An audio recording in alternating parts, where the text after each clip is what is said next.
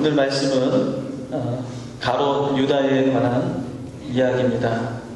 가롯 유다에 대해서는 굳이 긴 설명이 필요하지 않습니다. 그는 12제자 중에 한 사람이었고 예수님을 은 30에 팔아넘긴 파렴치한 인간이었습니다. 배신의 아이콘이고 또 예수님의 말씀에 의하면 태어나지 말았으면 좋았을 뻔했던 그런 인간이었습니다. 여러가지 세상에 저주스러운 모든 수식어를 다 갖다 붙여도 부족할 만큼 2000년 기독교 역사 동안에 유다는 저주의 대상이자 결코 닮아서는 안 될 반면교사로 삼아야 될 그런 인물로 우리에게 남아 있습니다. 그럼 우리 한번 물어보는 것이죠. 왜 유다는 예수님을 배반한 것일까? 왜 예수님을 배반했을까? 우리가 성경을 통해서 간접적으로 또는 여러 가지 상황을 봤을 때 유다가 이런 이유로 예수님을 배반했다고 생각하죠. 정말 유다가 은 30에 눈이 멀어서 예수님을 팔아넘겼을까? 여러분 동의하십니까? 저는 잘 동의가 안 되더라고요. 은 30의 가치를 오늘날의 가치로 환산을 하자면 오늘날 직장인의 월급 4개월치 정도가 되는 걸로 계산을 할 수 있습니다. 작은 돈은 아니에요. 그렇지만 그렇다고 스승을 배신할 정도의 큰 돈도 아닙니다. 예수님의 수제자가 고작 은 30에 예수님 스승을 배신한다는 것은 불가능한 일은 아니긴 하지만 설득력 있는 이야기는 아닙니다. 유다는 이 12제자 중에 한 넘버 2 정도는 됐던 사람이었어요. 어떻게 그렇게 할 수 있냐면 회계 담당이었잖아요. 그죠? 돈을 맡고 있었어요. 그래서 돈을 걷어서 쓸 돈을 거기서 내어주는 그런 회계 업무를 담당했단 말이죠. 굉장히 그래도 인정받는 사람. 회계 아무나 하는 게 아닙니다. 우리 교회도 회계 아무나 하시지가 않죠. 네. 지혜가 있어야 되고 또 하나님께 예수님께 인정받지 않으면 그 회계 자리에 아무나 맡는 건 아닙니다. 유다는 그 정도의 신뢰를 가지고 있었던 사람이었는데 은 30에 예수님을 팔았을까? 저는 그렇게 생각하지 않습니다. 그래서 어떤 성경학자들은 이렇게 얘기하죠. 유다의 배신은 사탄의 계략에 의한 것이다 라고 그렇게 말합니다. 이러한 설명이 가능한 것은 오늘 읽은 요한복음 13장 27절에 근거하죠. 27절에 이렇게 기록합니다. 조각을 받은 후 그 사탄이 그 속에 들어간지라. 그러나 여러분 사탄의 계략이라고 한다면 예수님을 팔아넘기고 또 예수님이 그런 곤경에 빠진 것이 사탄의 계략이라면 여러분 예수님의 십자가 사건은 곧 사탄의 계획에 의해서 벌어진 일이 되고 말죠. 여러분 모든 책임을 사탄으로 돌려버리면 어떤 일이 또 벌어집니까? 사람의 책임은 없어지게 됩니다. 사람은 면죄부를 얻게 됩니다. 사탄이 그런 것이다. 악마가 그런 것이지 내가 그런 것이 아니다. 나와 악마를 분리시켜 놓죠. 내 책임을 사탄으로 넘겨버립니다. 그보다 손쉬운 일이 없어요. 이건 성경의 말씀에 위배되는 이야기입니다. 그래서 또 어떤 분들은 이렇게 얘기합니다. 하나님의 예정된 계획이었다. 하나님의 예정된 계획이었다. 이게 그래도 가장 설득력 있어 보여요. 예수님이 십자가를 지시기 위해서는 누군가의 배신이 필요했다는 것이죠. 그 일을 다만 유다가 맡았을 뿐이라는 것입니다. 그런데 이렇게 되면 또 문제가 있습니다. 유다에 대한 비난은 잘못된 것이 되는 거죠. 우리는 유다를 비난할 수가 없습니다. 오히려 유다를 어떻게 해야 돼요? 칭찬해야 돼요. 잘했다. 예수님을 그렇게 십자가에 못 박도록 잘 인도해줘서 고맙다. 이렇게 칭찬해줘야 돼요. 예수님의 길을, 다른 제자들은 예수님의 길을 말렸지만 예수님의 길을 조금 떠민 사람이 되는 거죠. 그러면 예수님을 잘 아는 사람이잖아요. 뜻을 받는 사람이 된다는 뜻 아닙니까? 비난을 감수하고 사람으로부터 손가락 받을 모든 그 어려움들을 다 감수하고서 하나님의 계획에 순종한 사람이라고 유다를 칭송해야 되는 판이죠. 하지만 유다가 하나님의 계획에 순종한 사람이라고 볼 수는 없습니다. 그렇게 인정해버리면 이 또한 인간이 하는 모든 악한 행위들을 뭐라고 얘기합니까? 하나님의 계획이었다. 나는 그 하나님의 계획 안에 있었을 뿐이지 내 잘못이 아니라고 발뺌할 수가 있게 되는 것입니다. 여러분, 이렇게 유다를 이해한다는 것은 쉬운 일이 결코 아니에요. 어떤 설명도 유다의 배신을 속 시원하게 설명해 주지 않습니다. 이에 대한 정답이 있을까요? 저는 잘 모르겠습니다. 그런데 오늘 이 말씀을 통해서 이것 하나만은 우리가 알아야 합니다. 우리는 성경은 무엇 때문에 제자들로부터 배신당한 예수님의 이 수치스러운 이야기를 버젓이 우리에게 드러내놓고 예수님의 그 민낯을 모든 세상 사람들에게 공개하고 있는 것일까? 성경은 왜 유다의 배신을 우리에게 구구절절 긴 말씀의 이야기를 통하여 우리에게 전해주고 있는가? 그 배신을 통해서 우리에게 주시고자 하는 말씀의 뜻이 무엇인가? 이거는 우리가 하나 분명하게 물어야 하겠습니다. 성경이 유다의 배신을 가감없이 드러내고 있는 이유는 바로 이것입니다. 예수님의 사역은 완전히 실패한 것이라는 사실을 말씀해 주고자 합니다. 실패도 이런 실패가 없었어요. 어지간하면은 본전이라도 살아있으면 다시 일으킬만 할 법도 하지만 이 정도의 실패는 다시 일어설 수 있는 정도의 실패가 아닙니다. 내부로부터 완전히 붕괴된 실패입니다. 외부의 문제가 있었다면 그 외부의 문제를 제거하면 그만이지만 지금은 안으로 굽고 안으로 무너지고 있는 상황입니다. 유다의 배신을 시작으로 어떤 일들이 벌어졌습니까? 유다가 배신한 이후에 나머지 제자들의 배신이 줄줄이 도미노처럼 일어나지 않았습니까? 베드로가 예수님을 닭이 울기 전에 3번 부인하겠다고 예언하셨죠? 그대로 이루어졌습니다. 수제자인 베드로가 그 정도였으니까 나머지 제자들은 안 봐도 뻔하죠. 어느 제자 하나도 예수님 곁을 끝까지 지키지 못했습니다. 뿔뿔이 흩어져서 숨어서 제 목숨 하나 부지하는 것도 벅찰 지경이었습니다. 다들 고향으로 돌아가 예수님을 만나기 전에 삶으로 다시 복귀하였습니다. 그러면 이 모든 배신을 예수님께서는 이미 예상하셨다고 성경은 그렇게 얘기하고 있지 않습니까? 누가 예수님을 배신하겠습니까? 부인하겠습니까? 누구입니까? 라고 물었을 때에 이 빵을 가져다 주는 사람이 그니라고 말씀하셨어요. 유다라는 것을 예수님은 정확하게 알고 계셨습니다. 심지어 베드로가 새벽닭이 울기 전 3번씩이나 예수님 당신을 배신하리라는 사실도 정확하게 그 방법까지 시간까지 정확하게 꿰뚫고 계셨습니다. 그렇다면 왜 예수님은 그 모든 배신을 아시고도 왜 수수망관하시고 그들이 배신하도록 내버려 두셨을까? 그거는 제자들에 대한 책임을 방치하신 것이 아니겠습니까?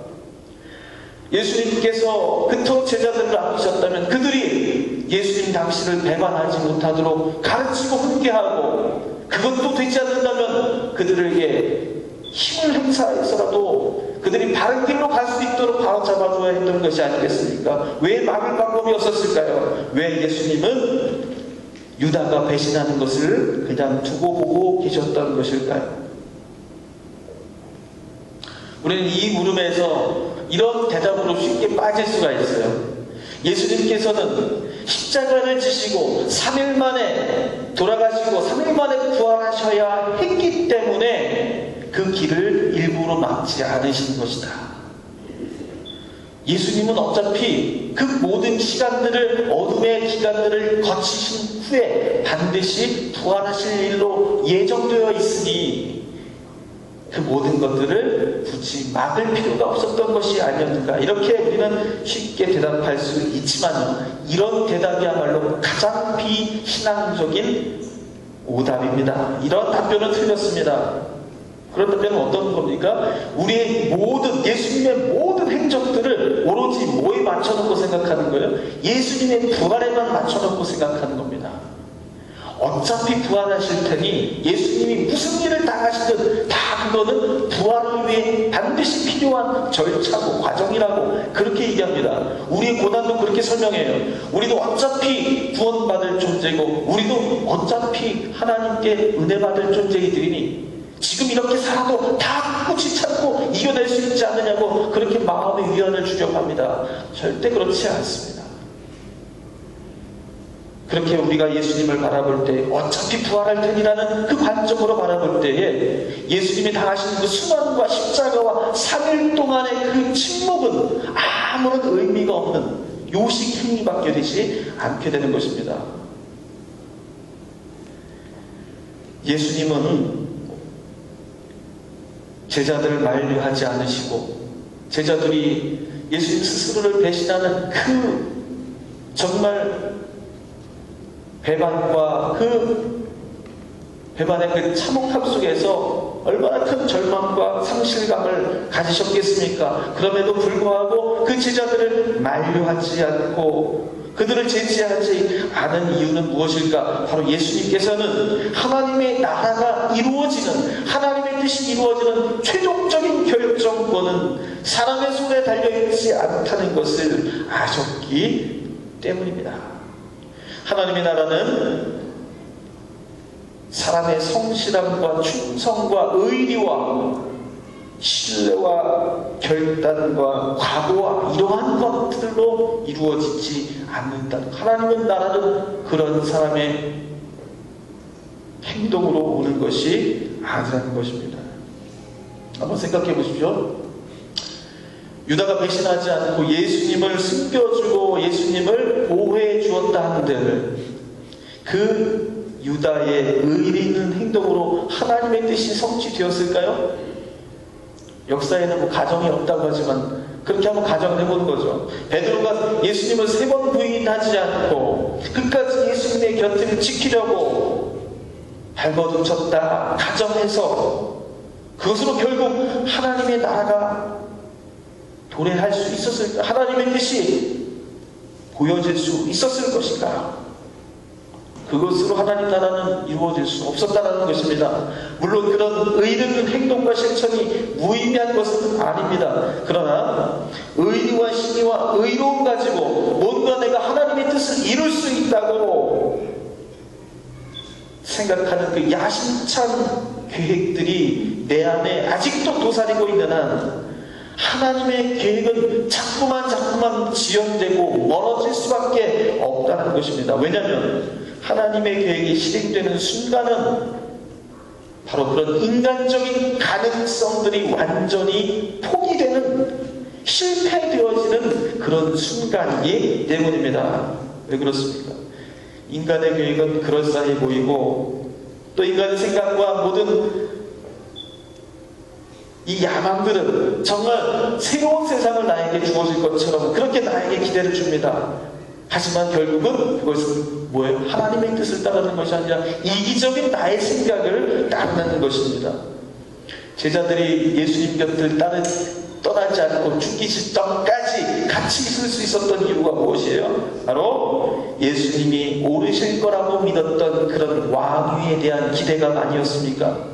예수를 따르는 수천 수만 명의 구름대 같은 군중들을 권력의 기반으로 삼고 싶었던 그런 욕망 때문이 아니었습니까? 그들이 진정으로 예수님을 따르고 신뢰하고 존경했기 때문에 예수님 곁을 지켰던 것이 아니지 않습니까? 그런 마음이 이 제자들에게 있는 한 여러분 예수님의 뜻은 하나님의 계획은 완성될 수 있었을까요? 결코 완성되기보다는 오히려 그 길을 방해하는 자들로 남았을 것입니다. 결국 하나님의 계획은 그들로 인해서 계속 지연될 수밖에 없었다는 것입니다. 다른 말로 해서 제자들이 실패하지 않는다면, 제자들이 하나님 앞에서 두 손 두 발 다 들지 않는다면 하나님은 아직 나서실 차례가 아니라는 것입니다. 유다의 배신은 그래서 이루어진 것입니다. 유다의 배신은 그 제자들의 계획이 틀렸고 예수님의 길이 옳음을 인정하게 해주는 특단의 하나님의 조치였던 것입니다. 어떻게 해서든지 간에 나의 의로움을 인정받아 보려고 하고 나의 생각과 계획을 관철시켜 보려고 하는 그 일만의 가능성과 시도들조차도 완전히 그 싹을 끊어버리시고 무너뜨리시려는 하나님의 특단의 조치가 바로 유다의 배신이었습니다.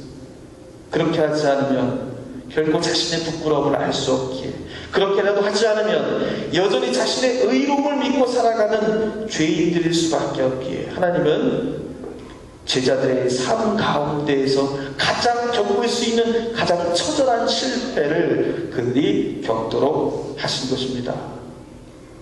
그 실패가 제자들의 실패만이겠습니까? 그 실패는 예수님께서도 함께 겪으셔야 했던 실패였습니다.